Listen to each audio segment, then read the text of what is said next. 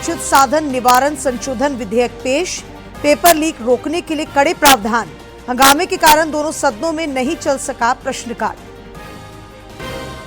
नेता प्रतिपक्ष बाबूलाल मरांडी ने साहिबगंज में सड़क और एम्बुलेंस के अभाव में गर्भवती महिला की मौत पर राज्य सरकार को घेरा। ग्रामीण भी सरकार की कार्यशैली से नाराज। गढ़वा में मना सीआरपीएफ का स्थापना दिवस। शहीदों को दी गई श्रद्धांजलि। जवान किए गए सम्मानित। समर्पण भाव से जवानों ने ली देश सेवा की शपथ।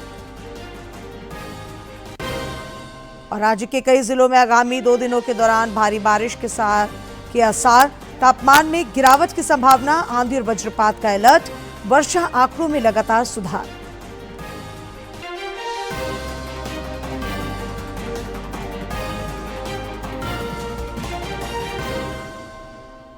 नमस्कार, खबरें झारखंड में आपका स्वागत है। मैं हूं डॉक्टर शीता आनंद और अब समाचार विस्तार से। लोकसभा में केंद्रीय मंत्री जितेंद्र सिंह ने आज लोक परीक्षा अनुचित साधन निवारण संशोधन विधेयक 2026 पेश किया। इस बिल के माध्यम से 2024 के लोक परीक्षा अनुचित साधन रोकथाम अधिनियम में संशोधन किया जाएगा। पेपर लीक रोकने के लिए इस विधेयक में कड़े प्रावधान किए गए हैं। विधेयक में परीक्षा धोखाधड़ी के लिए न्यूनतम कैद की अवधि 3 वर्ष से बढ़ाकर अब 5 वर्ष कर दी गई है, जबकि अधिकतम सजा 10 साल तक बढ़ा दी गई है। वहीं अधिकतम जुर्माना जो पहले 10 लाख रुपए से बढ़ाकर अब नए कानून में 50 लाख रुपए कर दिया गया है। इसके अलावा संगठित परीक्षा संबंधी अपराधों के लिए न्यूनतम कैद की अवधि 5 वर्ष से बढ़ाकर 7 वर्ष कर दी गई है, जबकि न्यूनतम जुर्माना 1 करोड़ रुपए से बढ़ाकर 10 करोड़ रुपए कर दिया गया है। केंद्र सरकार को गंभीर सार्वजनिक परीक्षा अपराधों की जांच के लिए स्पेशल टास्क फोर्स गठित करने का अधिकार दिया जाएगा। वहीं विधेयक में राज्यों और केंद्र शासित प्रदेशों को त्वरित अदालतें स्थापित करने का निर्देश देने का भी प्रस्ताव है। ये अदालतें आरोप पत्र दाखिल किए जाने के 3 महीने के भीतर मुकदमे की कार्रवाई पूरी करेंगी। विपक्ष के लगातार हंगामे के कारण सदन की कार्रवाई बाधित रही। जैसे ही प्रश्नकाल शुरू हुआ, विपक्षी सदस्य नारेबाजी करने लगे।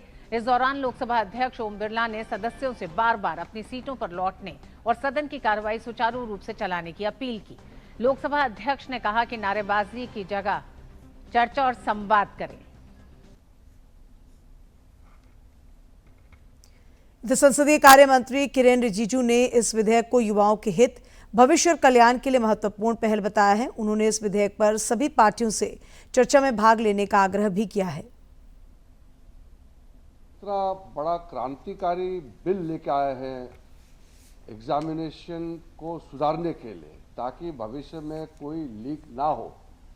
अगर किसी ने जरूरत किया, पेपर लीक में इन्वॉल्व पाया गया, तो बहुत ही कठोर सजा देने के लिए और समयबद्ध ये सारा प्रावधान लेकर के आया है।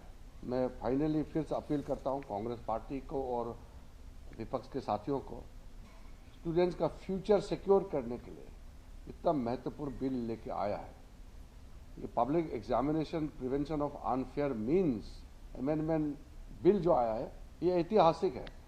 इस पे बाधित ना करें और छात्रों का, स्टूडेंट का सेंटीमेंट को समझते हुए पार्लियामेंट में थ्रेडबेयर बहुत खुली यहाँ बहस होना चाहिए, सबका मत आना चाहिए और एकजुट से इस बिल को पारित करना चाहिए। इससे पहले सदन में आज भी गतिरोध जारी रहा। दोनों सदनों में हंगामे के कारण प्रश्नकाल नहीं चल सका। विपक्ष के हंगामे की वजह से सदन की कार्यवाही में बाधा पड़ी। लोकसभा अध्यक्ष ओम बिरला ने सदन में अव्यवस्था को देखते हुए कार्यवाही पहले 12 बजे तक के लिए और फिर भोजन अवकाश तक तथा उसके बाद 5 बजे तक के लिए स्थगित कर दी।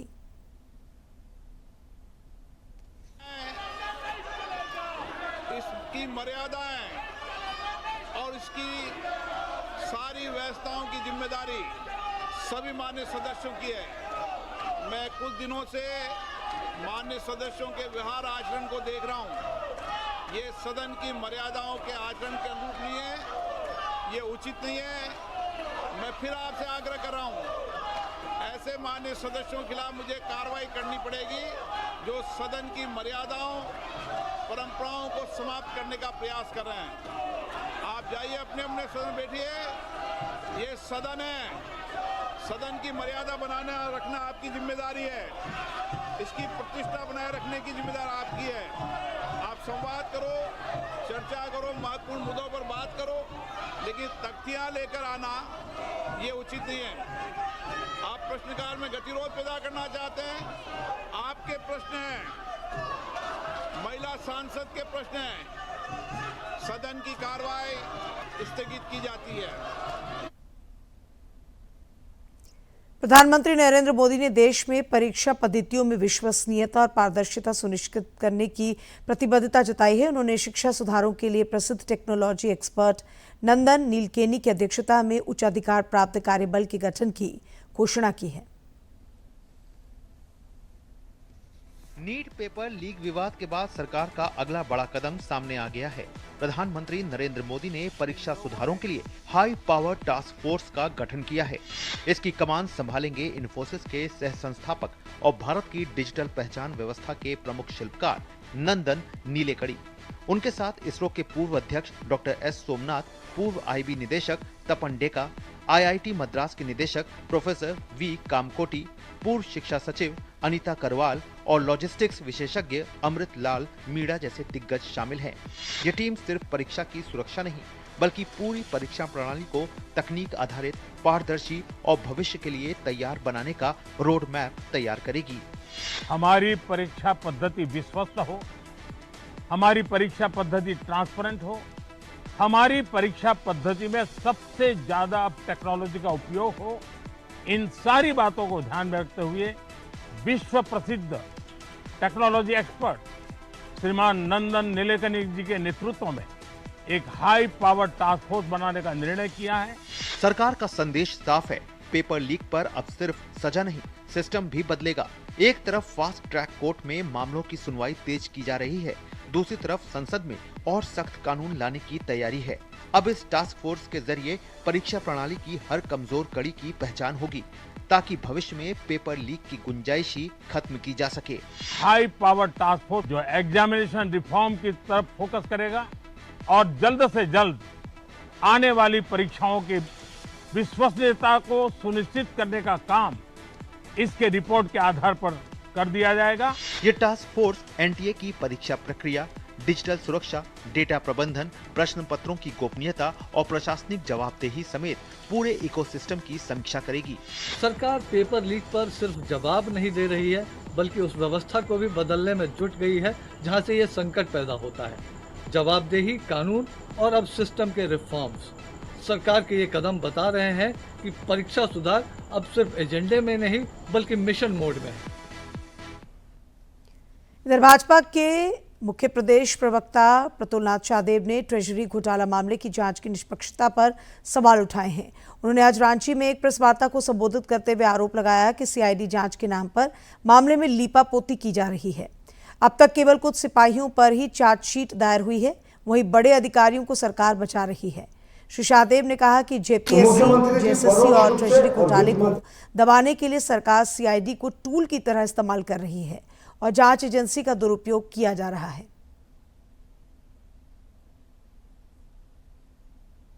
उधर बोकारो में आजसू पार्टी द्वारा मिलन समारोह का आयोजन हुआ। इस दौरान पूर्व विधायक लंबोदर महतो की उपस्थिति में कई लोगों ने पार्टी की सदस्यता ग्रहण की।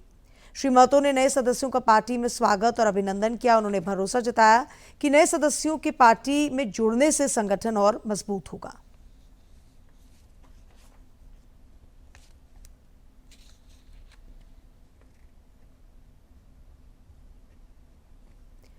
राज्य में एसआईआर की प्रक्रिया के तहत वोटरों के पास एन्यूमरेशन प्रपत्र जमा करने के लिए अब मात्र 2 दिन ही शेष हैं। मुख्य निर्वाचन पदाधिकारी के रवि कुमार ने बताया कि राज्य में अब तक 94.96% प्रपत्रों का डिजिटलाइजेशन पूरा हो चुका है। राज्य के 99.90% मतदाताओं को प्रपत्र उपलब्ध करा दिए गए हैं। उन्होंने बताया कि 5 अगस्त को प्रारूप मतदाता सूची का प्रकाशन होगा। श्री कुमार ने बाकी बचे मतदाताओं से जल्द प्रपत्र जमा करने का आग्रह किया है। राज्य में जारी एसआईआर प्रक्रिया को लेकर राजनीतिक दल भी सजग हैं। इस अभियान की सफलता सुनिश्चित करने में पार्टियों का भी सहयोग रहा है। इधर ग्रामीण विकास मंत्री सह कांग्रेस नेत्री दीपिका पांडे सिंह ने आज गोड्डा जिला अंतर्गत मेहरमा प्रखंड के पंचायत सचिवालय अमौर में सीमानपुर, अमौर, लक्कड़मारा, डोए, धनकुड़िया एवं सुरनी पंचायतों के सभी बीएलए के साथ बैठक की। इस दौरान एसआईआर अभियान की प्रगति की विस्तृत समीक्षा कर उन्होंने जरूरी सुझाव और निर्देश भी दिए।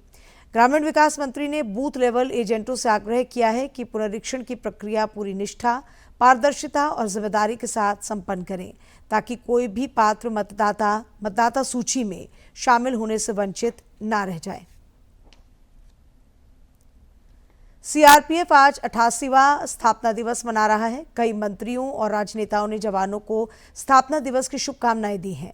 इधर गढ़वा स्थित सीआरपीएफ के 172 बटालियन में मुख्यालय में स्थापना दिवस मनाया गया। मौके पर सीआरपीएफ के वरिष्ठ अधिकारी शैलेंद्र कुमार वशिष्ठ ने अमर शहीदों की बेदी पर पुष्प गुच्छ अर्पित कर बलिदानी सपूतों को श्रद्धांजलि अर्पित की और उनकी वीर गाथाओं को याद किया। जवानों को सम्मानित करते हुए मिठाइयां खिलाई गईं। स्थापना दिवस के अवसर पर जवानों ने देश सेवा की शपथ ली।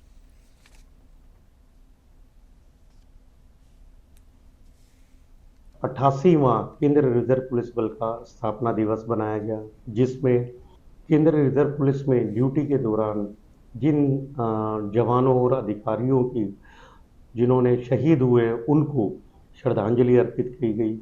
उसके बाद सभी कार्मिकों को केंद्रीय रिजर्व पुलिस के सभी उच्च कार्यों के बारे में अवगत कराया गया और साथ ही उन्हें इस चीज़ के लिए प्रेरित किया गया।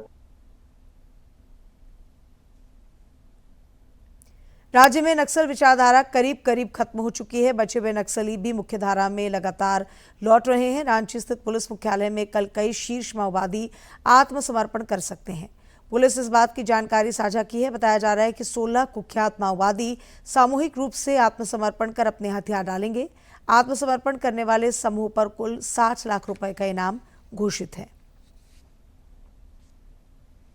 भाजपा ने संत गुरु रविदास की जयंती को इस बार बृहद पैमाने पर मनाने का फैसला लिया है। पार्टी के महासचिव तरुण चुग ने आज नई दिल्ली के भाजपा मुख्यालय में प्रेस वार्ता आयोजित कर बताया कि 29 जुलाई से जयंती के सिलसिले में कार्यक्रमों की शुरुआत होगी।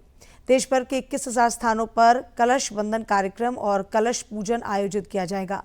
इसके अलावा देश भर के मंदिरों में 51,000 स्थानों पर दीपोत्सव का भी आयोजन होगा। श्री चुग ने सामाजिक समरसता के क्षेत्र में संत गुरु रविदास के योगदान को अविस्मरणीय बताया। संत गुरु रविदास का 650वां प्रकाश उत्सव अगले वर्ष 20 फरवरी को मनाया जाएगा। यानी 28 तारीख को वाराणसी में गुरु रविदास जी के जन्म स्थान पर 131 उनके जन्म स्थान की माटी के कलश उनका पूजन होगा।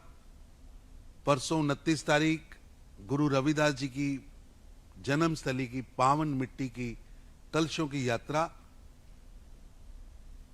देश के सभी प्रदेशों में जाएगी और सभी प्रदेशों से होते हुए वो देश के सभी जिलों में जाएगी और देश के 21,000 स्थानों पर कलश वंदन के कार्यक्रम किए जाएंगे और ये 29 जुलाई से लेकर 10 सितंबर तक 21,000 स्थानों पर ये कलश जाएंगे। देश की हर गांव, हर मोहल्ले, हर बस्ती में कलश की यात्रा होगी, कलश की आरती होगी, कलश की पूजा होगी। उत्तरी छोटानागपुर प्रमंडल के आयुक्त विजय कुमार गुप्ता ने गिरिडीह समाहरणालय में समीक्षात्मक बैठक में हिस्सा लिया। इस दौरान राजस्व संग्रह में अपेक्षित प्रगति, लंबित मामलों के त्वरित एवं गुणवत्तापूर्ण निष्पादन, डीएमएफटी योजनाओं के प्रभावी क्रियान्वयन तथा एसआईआर अभियान की विस्तृत समीक्षा हुई। प्रमंडलीय आयुक्त ने सभी संबंधित विभागों को निर्धारित लक्ष्यों के अनुरूप कार्य करने, राजस्व संग्रह में निरंतर वृद्धि सुनिश्चित करने, अवैध गतिविधियों के विरुद्ध सख्त एवं प्रभावी कार्रवाई करने तथा प्रत्येक लंबित मामले का समयबद्ध निष्पादन सुनिश्चित करने के निर्देश दिए। पेट्रोलियम और प्राकृतिक गैस मंत्रालय ने एथेनॉल मिश्रित पेट्रोल को लेकर भ्रामक प्रचार और अफवाहों को खारिज करते हुए सही स्थिति स्पष्ट की है। सरकार ने साफ किया है कि भारत का एथेनॉल ब्लेंडिंग प्रोग्राम पूरी तरह से वैज्ञानिक रूप से प्रमाणित है और फिलहाल एथेनॉल मिश्रण को 20% से अधिक बढ़ाने का कोई फैसला नहीं लिया गया है। इस बीच IIT कानपुर के शोधकर्ताओं के अध्ययन के अनुसार E20 से इंजन को नुकसान पहुंचने का कोई सबूत नहीं मिला है और ईंधन दक्षता में भी कोई महत्वपूर्ण गिरावट नहीं देखी गई है। पिछले 25 वर्षों में चरणबद्ध तरीके से आगे बढ़ रहा है। तकनीकी जांच, विशेषज्ञों और उद्योगों से परामर्श के बाद इसकी शुरुआत हुई। E15 और E19, E20 का वर्षों से इस्तेमाल जारी है। 20 करोड़ से ज्यादा दोपहिया वाहन मिश्रित ईंधनों से इस समय चल रहे हैं। 3 करोड़ से ज्यादा पेट्रोल कारें मिश्रित ईंधनों पर चल रही हैं। इसी के साथ E20 से इंजन खराब होने का कोई मामला नहीं है। E20 की नीति से लक्ष्य तक की यात्रा की भी बात आपको बताते हैं। पिछले 25 वर्षों में जिस तरह से हमने आपको बताया कि चरणबद्ध तरीके से चल रहा है, तो वहीं 2001 से 2003 इथेनॉल ब्लेंडिंग कार्यक्रम की शुरुआत हुई थी। 2006 से 2013 में कई राज्यों में E5 मिश्रण लागू किया गया था। वहीं 2014 में इथेनॉल मिश्रण यानी 1.53% पर रहा। तो वहीं 2014 से 2017 के बीच में कीमत व्यवस्था और सप्लाई सिस्टम में सुधार किया गया। 2018 से 2020 के दौरान जैव ईंधन नीति लागू की गई और 2018 से 2020 के दौरान इथेनॉल पर GST 18% से घटाकर 5% किया गया। 2018 से 2020 में अन्य स्रोतों से इथेनॉल उत्पादन बढ़ाया गया है। वहीं 2020 से 22 के बीच में E10 लक्षित हासिल किया गया। तो लगातार E20 को लेकर सरकार ने नीतियां बनाई हैं। वहीं 2023 में प्रधानमंत्री ने E20 की शुरुआत की। 2023-24 में E20 का विस्तार 15,600 से ज्यादा पेट्रोल पंपों तक पहुंचा है और 2024-25 में 1,000 करोड़ लीटर से अधिक इथेनॉल मिश्रण किया गया है। 2025-26 में E20 देश भर में पेट्रोल का मुख्य ग्रेड बना और E20 किस तरह से स्वच्छ ऊर्जा का एक तरह से एक बड़ा उदाहरण है। 1.97 लाख करोड़ रुपए से ज्यादा विदेशी मुद्रा की बचत हो रही है। E20 से 316 लाख मीट्रिक टन कच्चे तेल की जगह इथेनॉल का इस्तेमाल किया जा रहा है। लगभग 952 लाख टन CO2 उत्सर्जन कम हुआ है। किसानों को 1.66 लाख करोड़ से ज्यादा का भुगतान हुआ है। E20 के इस्तेमाल से अंतर्राष्ट्रीय तेल संकट के असर को कम करने में E20 के इस्तेमाल ने देश में बचत भी की और स्वच्छ ऊर्जा को भी प्रोत्साहित किया है। E20 पर IIT कानपुर की रिपोर्ट कहती है कि E20 पूरी तरह सुरक्षित इंजन है। खराब होने का कोई प्रमाण नहीं है। जंग या तकनीकी खराबी की पुष्टि नहीं हुई है। E20 पूरी तरह सुरक्षित है। इंजन खराब होने का कोई प्रमाण नहीं है। ये IIT कानपुर की रिपोर्ट कहती है E20 पर जंग या तकनीकी खराबी की पुष्टि नहीं हुई है। वहीं IIT कानपुर की रिपोर्ट कहती है कि सोशल मीडिया के दावे वैज्ञानिक रूप से निराधार हैं।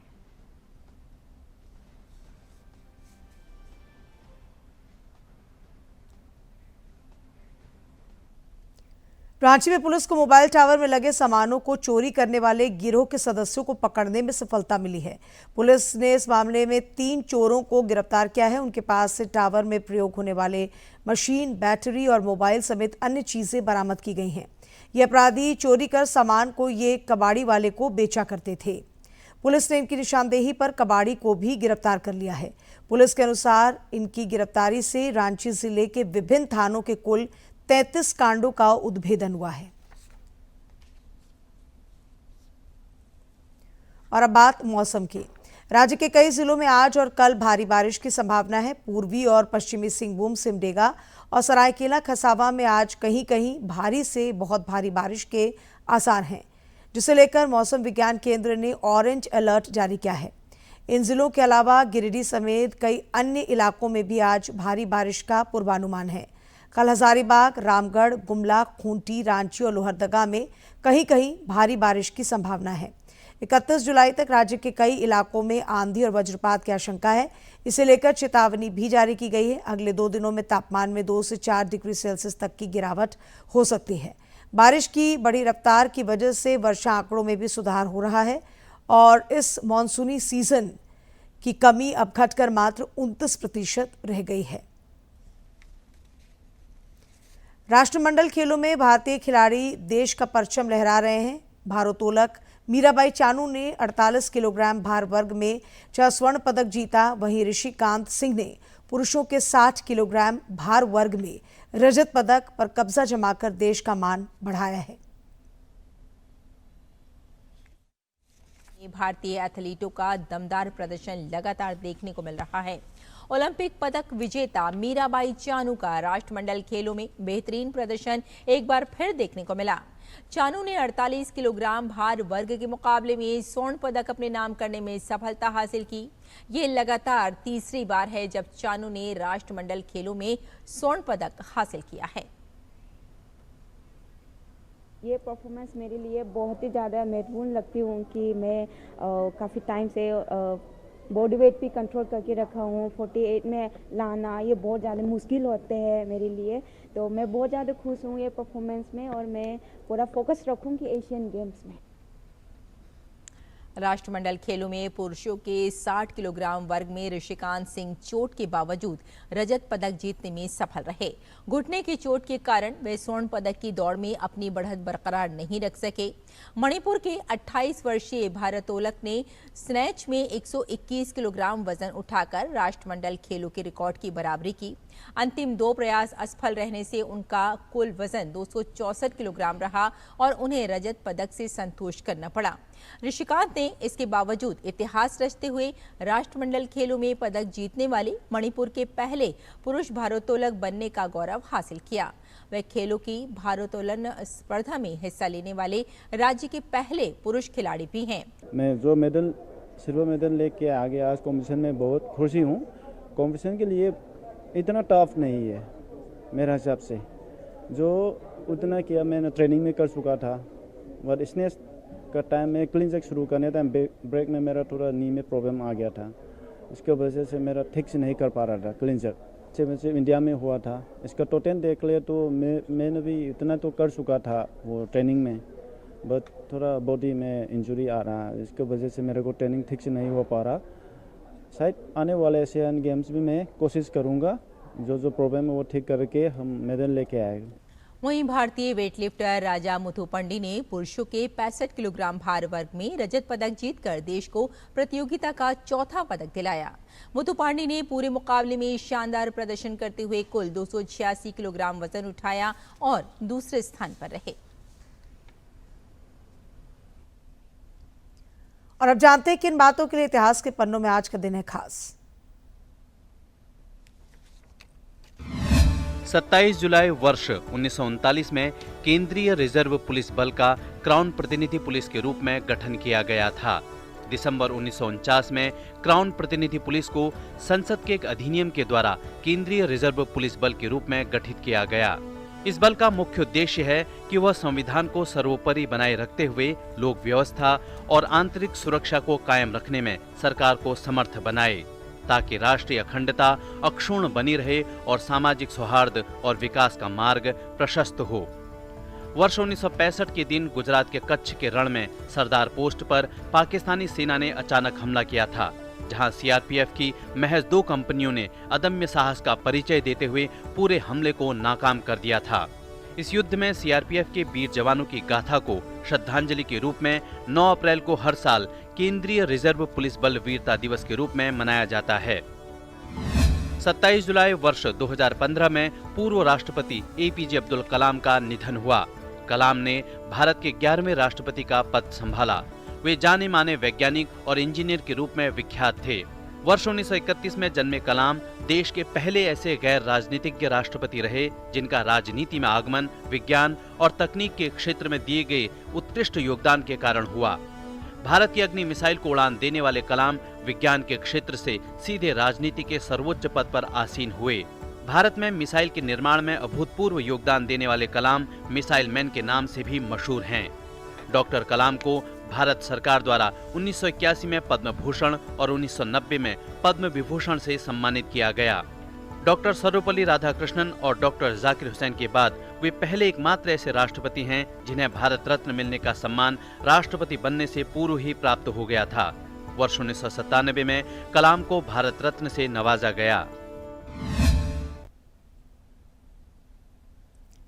दूरदर्शन झारखंड पर पल पल की खबरों से जुड़े रहने के लिए आप हमारे social media platform x, Facebook, Instagram और यूट्यूब से जुड़ सकते हैं, क्योंकि खबरों से जितना बाखबर रहना जरूरी है, उससे ज़्यादा जरूरी है सटीक, संतुलित और निष्पक्ष समाचार। हमारा एक्स हैंडल है @DD News Jharkhand, Facebook page है DD News झारखंड और इंस्टाग्राम अकाउंट है DD News झारखंड। आप हमें YouTube channel Jharkhand DD News पर भी देख और सुन सकते हैं। और अंत मुख्य समाचार एक बार फिर।